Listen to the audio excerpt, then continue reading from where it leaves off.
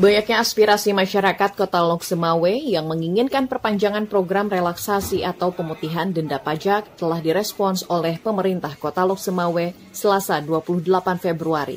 Pemerintah setempat meminta pihak Samsat Kota Lok Semawe agar program pemutihan pajak diperpanjang hingga 30 April yang sebelumnya hanya berlaku pada 2 Januari hingga 28 Februari.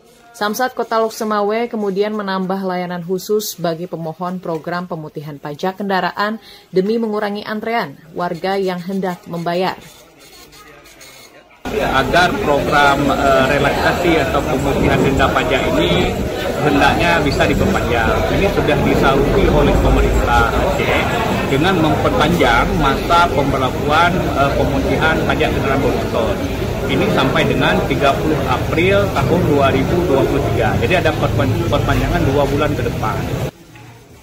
Program bea balik nama kendaraan bermotor kedua dan pajak progresif juga banyak dimanfaatkan warga. Tercatat sekitar 4.247 unit kendaraan telah menggunakan program keringanan pajak tersebut.